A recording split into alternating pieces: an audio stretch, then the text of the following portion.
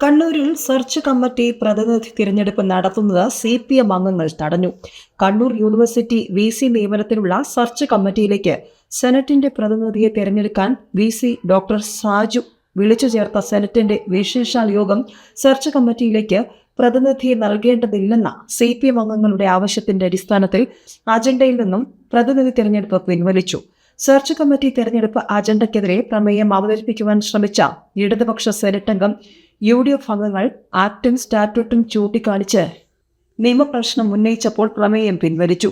VC തന്നെ നിശ്ചയിച്ച agenda പിൻവലിക്കരുതെന്നും പ്രതിനിധിയെ നിശ്ചയിക്കണമെന്നുമുള്ള പ്രതിപക്ഷ അംഗങ്ങളുടെ ആവശ്യം VC അംഗീകരിച്ചില്ല. ഗവർണർ സ്വന്തം താൽപര്യപ്രകാരം നിയമിച്ച VC തന്നെ ഗവർണർ ആവശ്യപ്പെട്ട പ്രകാരം സെർച്ച് കമ്മിറ്റി പ്രതിനിധിയെ തെരഞ്ഞെടുക്കേണ്ട അജണ്ട CPM അംഗങ്ങളുടെ നിർബന്ധത്തിന് വഴങ്ങി പിൻവലിച്ചത് ദൗർഭാഗ്യകരമാണെന്ന് senators forum convenor doctor Shino P Jose പറഞ്ഞു. ആക്ടും സ്റ്റാറ്റ്യൂട്ടും കൃത്യമായി പഠിക്കാതെ റൂളിംഗ് നടത്തിയ വൈസ് ചാൻസലറുടെ ഭാഗത്ത് വലിയ വീഴ്ചയാണ് സംഭവിച്ചത്. സ്റ്റാറ്റ്യൂട്ട് പഠിക്കാതെ പ്രമേയം അവതരിപ്പിക്കാൻ അനുമതി തേടിയപ്പോൾ UDF അംഗങ്ങൾ നിയമപ്രശ്നം കൃത്യമായി ചൂണ്ടിക്കാണിച്ചതിനാലാണ് സെനറ്റ് അംഗത്തിന് പ്രമേയം പിൻവലിക്കേണ്ടതായി വന്നത്.